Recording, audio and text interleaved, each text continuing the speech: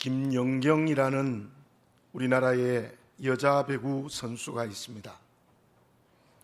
지난 시즌에 터키의 페네르바체라는 팀에서 뛰었는데요, 유럽 배구 연맹 리그 우승을 했고 김연경 선수가 MVP가 되어졌습니다. 터키 리그의 우승까지 하게 되어졌습니다. 한 번은 잠이 오지 않아서 텔레비전을 켰더니 터키컵 준결승 2차전 재방송을 하는 것을 보게 되어졌습니다. 1차전을 3대0으로 페네르바체 팀이 액자시바시라는 팀에게 패배를 했습니다. 그런데 2차전에서도 1세트는 졌습니다. 한 세트만 지면 결승행위 좌절되는 상황이었습니다. 그런데 놀랍게도 2, 3, 4세트를 모두 이겼습니다. 그래서 두 팀이 1대1이 되어졌는데 어떻게 결승전에 올라가는가 하면 15점의 골든 세트를 하여서 결승 진출팀이 결정되어집니다.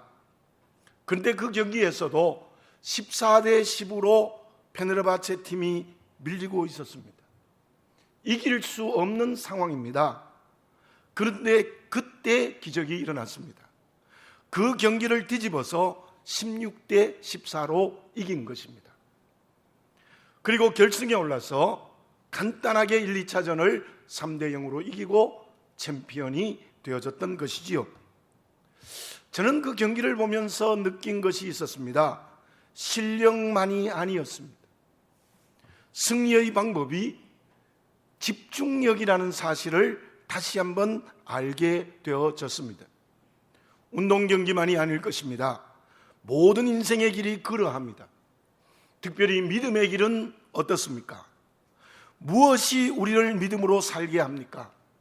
말만 많이 하면 되겠습니까? 성경을 줄줄 외우는 실력으로 되겠습니까? 제자 훈련의 성경 공부를 많이 받으면 되겠습니까?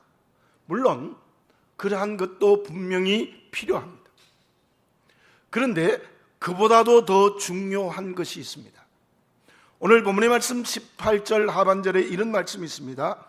이것이 그리스도 예수 안에서 너희를 향하신 하나님의 뜻이니라. 그리스도 예수 안에서 주시는 하나님의 뜻이 있다는 겁니다. 믿음으로 승리의 길을 걷기 위해서는 나에게 무엇이 필요합니까? 그리스도 예수 안에서 주시는 하나님의 뜻에 집중해야 합니다. 다시 말씀드리면 그 집중은 언제나 그리스도 안에 있어야 합니다.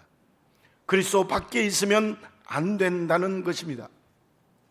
본문의 말씀을 쓴 바울은 어떠했습니까?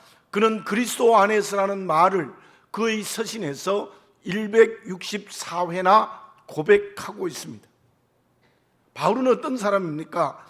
그리스도 안에 있는 하나님의 뜻에 집중했습니다.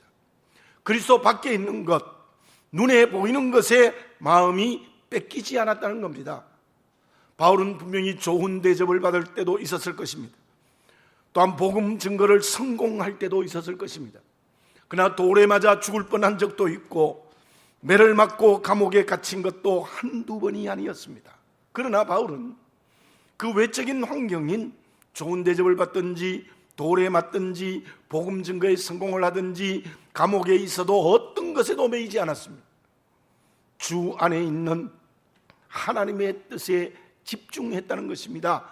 다시 말씀드리면 사건과 사람에게 집중하지 아니하고 그 배후에 계시는 하나님의 뜻에 집중했다는 것입니다. 사랑하는 교우 여러분들, 저와 여러분에게 진정으로 믿음으로 승리할 수 있는 길은 눈에 보이는 사건과 사람에게 집중하면 안 됩니다. 그 배후에 계시는 하나님의 뜻, 그리스도 안에 있는 하나님의 뜻에 집중할 때 제대로 된 믿음의 길을 걸어갈 수 있다는 것입니다. 노아 시대의 사람들, 소돔과 고모라 성의 사람들은 왜 하나님의 심판을 받았습니까? 왜 멸망했습니까? 그것은 눈에 보이는 것에 중독되었기 때문입니다. 저는 골프를 해보지 않았습니다. 그런데 이런 말이 있다고 합니다. 골프를 하면서 먹지 말아야 할 떡이 있다. 그것은 헐레벌떡이라고 합니다. 사업을 하는데도 이런 말이 있어요. 사업에서 절대로 되지 말아야 될 것은 우왕좌왕이라는 말이랍니다.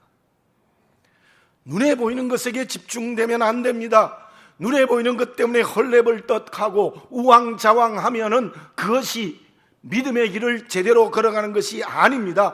그것들에게 정신을 팔고 있으면 안 된다는 것입니다. 그렇게 되면 신앙의 길을 실패한다는 것입니다. 하나님의 심판의 대상이 된다는 거예요. 전도서 3장에 이런 말씀이 있습니다. 범사의 기한이 있고 천하만사의 때가 있나니 곧 이루어질 때가 있고 이루어지지 않을 때가 있느니라. 시간의 주인은 하나님이십니다. 내 개인에게 준 모든 시간 속에 하나님의 뜻이 있습니다. 우리 모두 예수 그리스도 안에 있는 하나님의 뜻에 집중하는 그리스도인이 되어져야 될 줄로 믿습니다. 그때 믿음의 승리를 합니다. 그때 하나님께서 가장 좋은 열매를 주실 것입니다. 무엇에 중독되고 있습니까?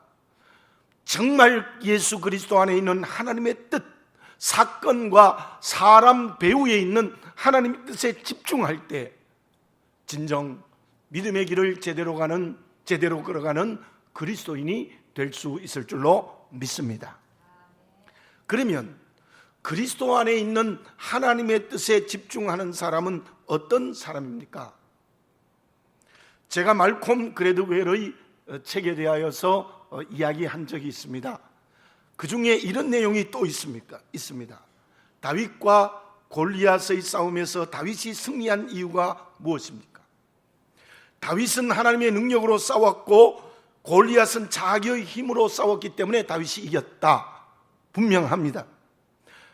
그런데 말콤 그레드웰은 또 하나의 이유를 설명한 게 무엇인가 하면 다윗이 이길 수 있었던 것은 강자였던 골리앗과 싸운 무기가 달랐기 때문이라 그렇게 설명합니다.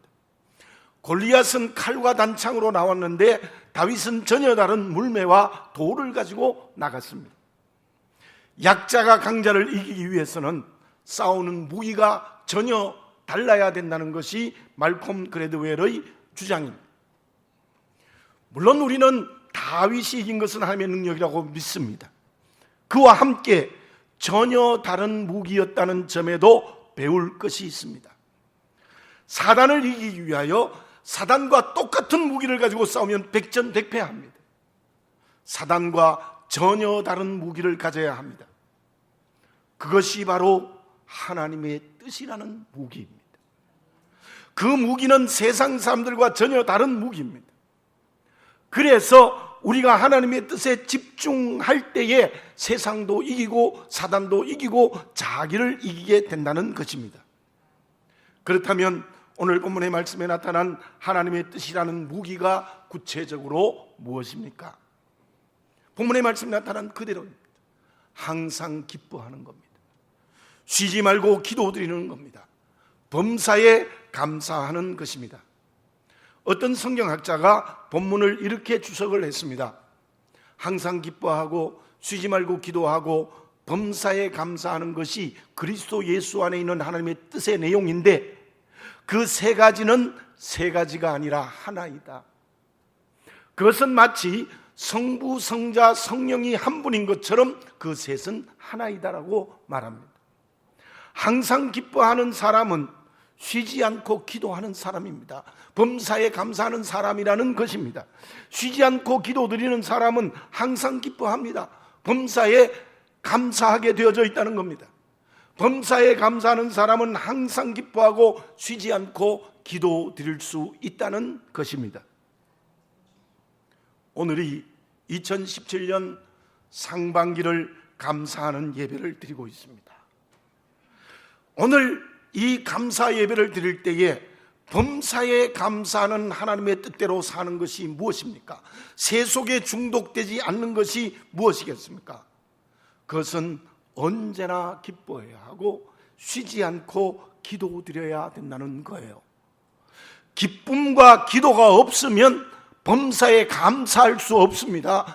기쁨과 기도가 없으면 범사에 감사하는 그리스도인이 될 수 없고, 그 사람은 그리스도 안에 있는 하나님의 뜻에 집중하는 사람이 될 수 없다는 것입니다. 그렇다면 그 하나님의 뜻인 세 가지 덕에 함께 해야 될 것이 있습니다. 그것이 무엇입니까? 본문의 말씀의 기쁨은 환경과 관계에 따라 변하는 것이 아닙니다.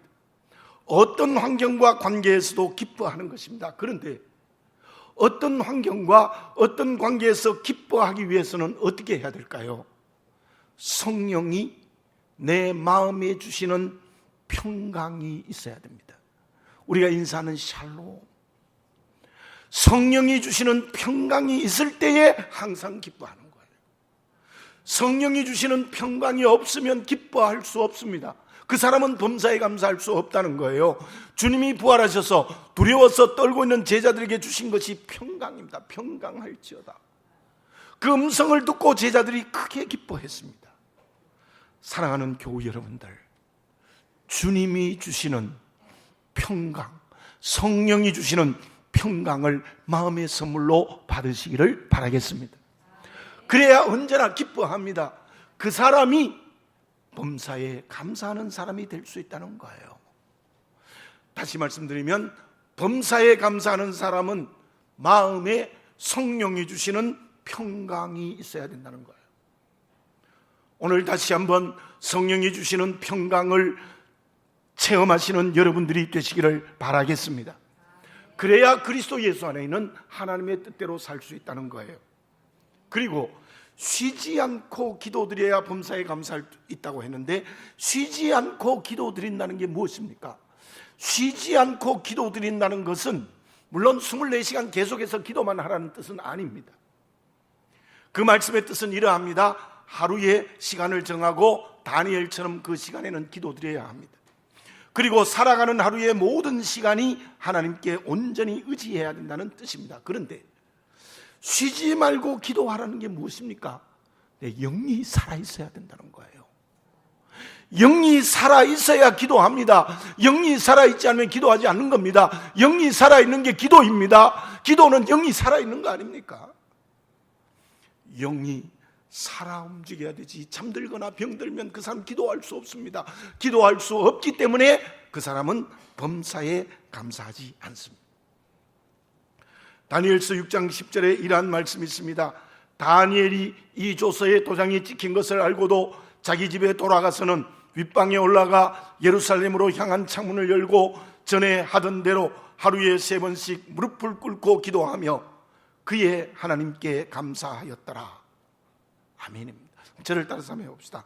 하루에 3번씩 무릎을 꿇고 기도하며 그의 하나님께 감사하였더라.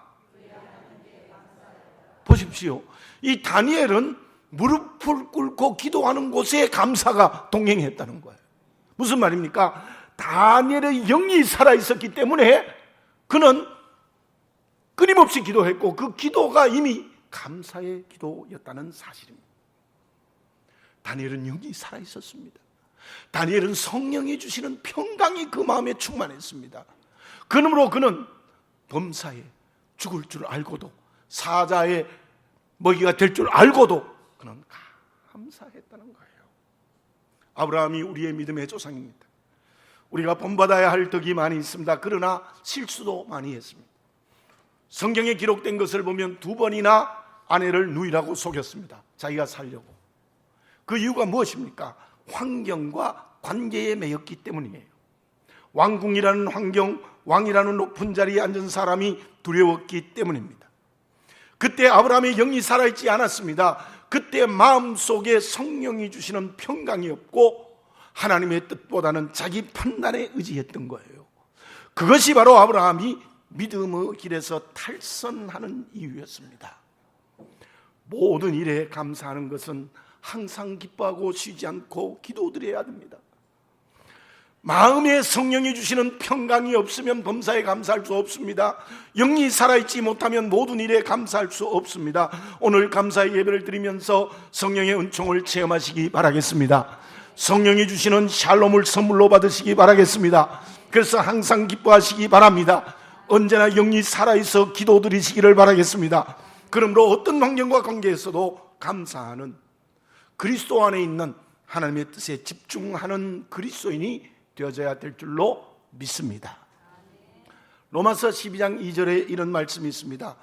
너희는 이 세대를 본받지 말고 오직 마음을 새롭게 함으로 변화를 받아 하나님의 선하시고 기뻐하시고 온전하신 뜻이 무엇인지 분별하도록 하라. 하나님의 선하시고 기뻐하시고 온전하신 뜻이 무엇인지 분별하도록 하라. 여러분들, 하나님의 뜻을 분별하여 그리스도 예수 안에 있는 하나님의 뜻대로 사는 것이 믿음의 성공의 길입니다. 그것은 평강으로 기뻐하며 범사에 감사할 때, 영이 살아있어 기도하며 범사에 감사할 때, 그때 우리는 진짜 선하시고 정말 주님이 주시는 뜻에 순종하는 그리스도인이 될 수 있을 줄로 믿습니다. 다시 한번 말씀드립니다. 내 마음에 성령이 주신 평강이 있습니까? 내 영이 살아있습니까? 오늘 7월 첫째 주일 하반기를 시작하는 첫 예배를 드리면서 내 마음에 샬롬이 성령으로 충만히 역사하시고 정말 내 영이 살아 움직여서 병들고 잠자지 않고 살아 움직여서 기뻐하고 기도함으로 말미암아 어떤 환경, 어떤 관계에서도 감사로 살아가는 그리스도인이 되어져야 될 줄로 믿습니다. 그러면 그렇게 범사에 감사하는 것이 구체적으로 무엇인지 생각해 보도록 하겠습니다. 세계 제1차 대전의 일이었습니다. 헝가리 본대에서 파견된 수색 분대가 조난을 당했습니다. 그때 알프스 산맥은 폭설의 한파가 겹쳤습니다. 모든 대원들이 생명을 잃었을 것이라고 생각했습니다. 그런데 나흘이 지나서 수색 대원들이 한 명의 사상자, 부상자도 없이 돌아왔습니다. 상사가 물어봤습니다. 어떻게 돌아올 수 있었느냐? 분대장이 이렇게 대답을 했습니다. 눈이 덮이고 부는 찬바람으로 우리 모두 죽었다고 생각했습니다.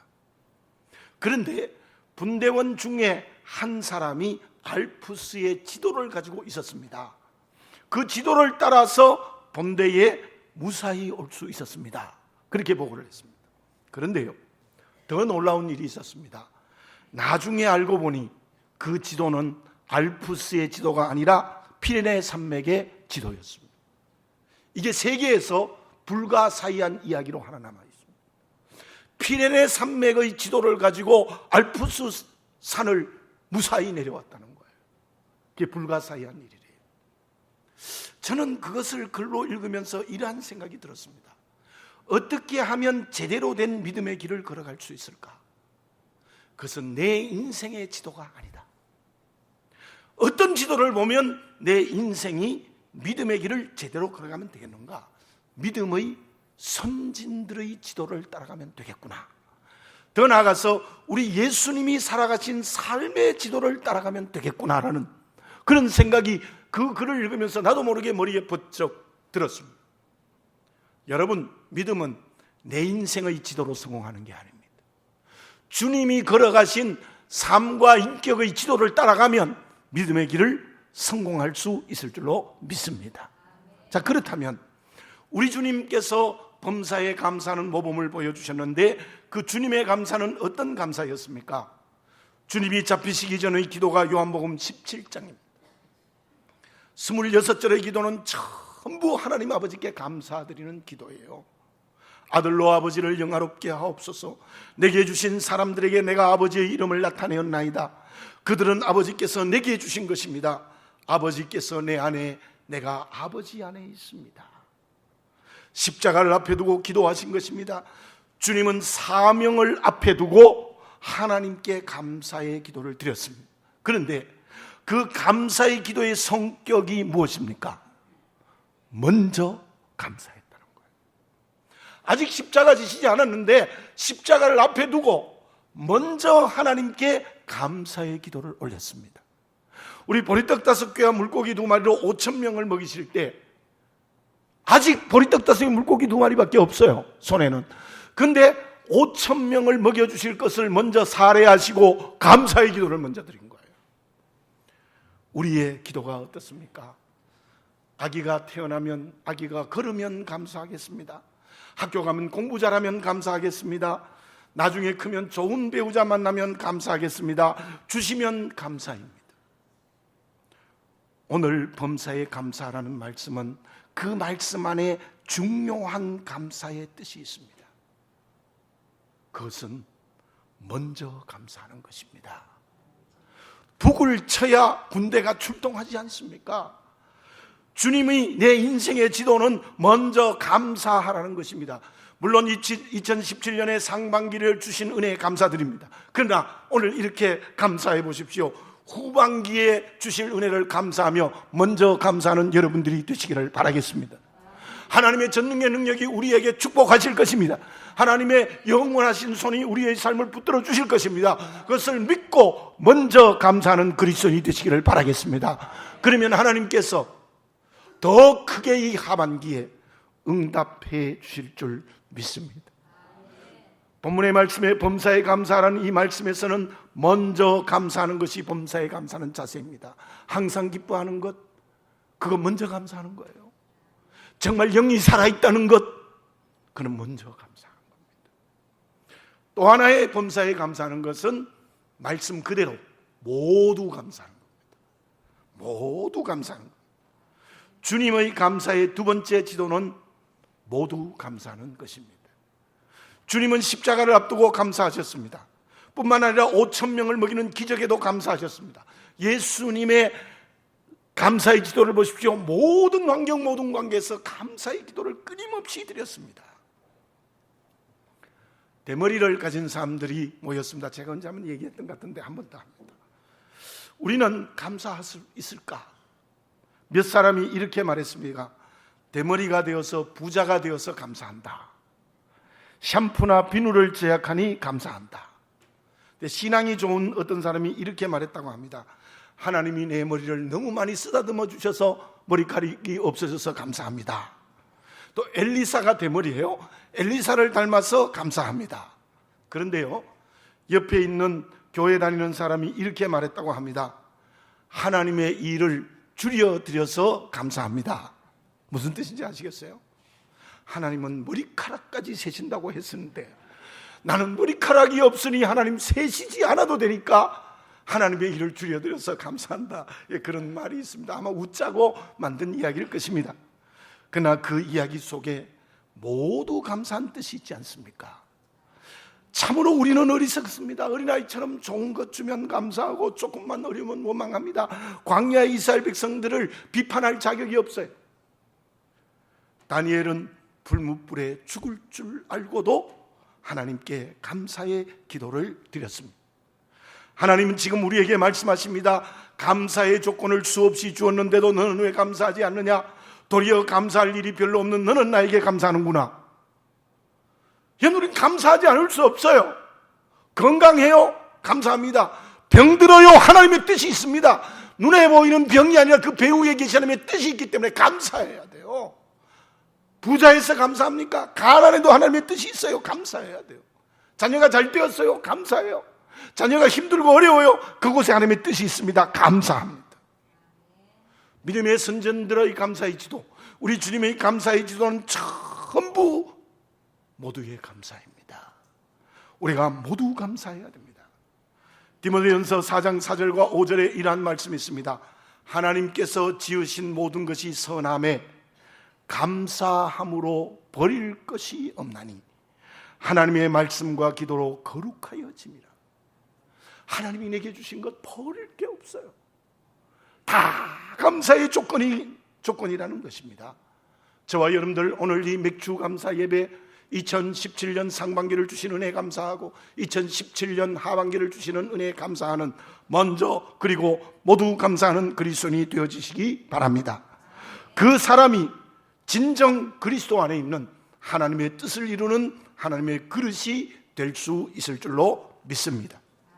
그 사람이 샬롬으로 항상 기뻐하고 영이 살아있어 기도드리는 사람이라고 말할 수 있는 거예요.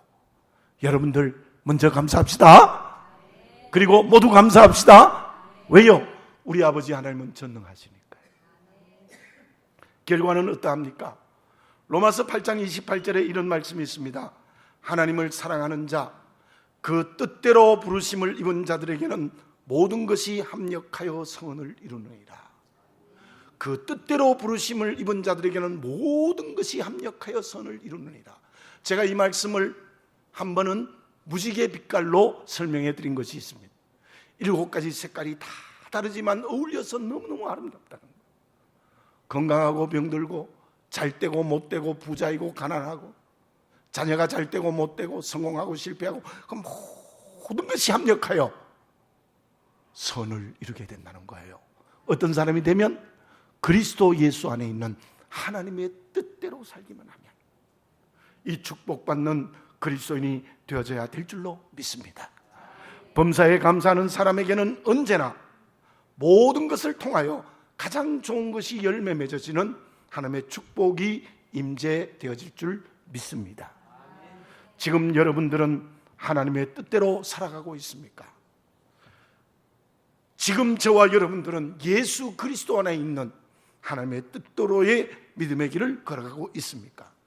그것은 범사에 감사하며 사는 것입니다. 기도드리겠습니다. 사랑하는 아버지 하나님, 지난 6개월 동안 저희 개인들의 가정과 직장과 사업과 자녀들과 우리 교회를 은혜로 지켜주신 것을 감사합니다. 2017년 하반기도 그렇게 큰 은혜 주실 줄 믿습니다. 아버지 하나님, 그리스도 예수 안에 있는 하나님의 뜻대로 사는 것은 내 마음에 샬롬 평강이 있어서 언제나 기뻐하는 것이고 영이 살아있어 항상 기도하는 것인 줄 믿습니다. 그래서 예수 그리스도 안에 있는 하나님의 뜻, 범사에 감사하는 저희들 되게 해 주시옵소서. 그 말씀의 뜻은 먼저 감사하는 것인 줄 믿습니다. 주실 은혜를 감사하며 먼저 감사하는 저희들 되게 해 주시옵소서. 모두 감사하는 것인 줄 믿습니다. 어떤 환경과 관계도 감사하는 저희들 되게 해 주시옵소서. 그때 하나님께서는 모든 것이 합력하여 선을 이루는 가장 선한 열매를 주실 줄로 믿습니다. 아버지 하나님, 아버지 하나님, 참으로 내가 범사에 감사하는지 그렇지 않는지를 정직하게 보게 하시고 오늘 우리가 너무나 잘 아는 이 말씀을 통하여서 참으로 범사에 감사하는 그리스도인이 되게 해 주시옵소서. 믿음의 승리의 길을 걸어가게 하여 주시옵소서. 사단을 이기고 자기를 이기고 세상을 이기게 해 주시옵소서. 그로 말미암아 모든 것이 합력하여 선을 이루는 축복의 그릇이 되게 해 주시옵소서. 아버지 하나님, 범사에 감사하는 그릇이 되어 그 그릇 속에 은혜의 큰 축복을 담으며 살아가는 매력있고 멋진 그리스도인이 되게 하여 주시옵소서. 예수님의 이름으로 기도드립니다. 아멘.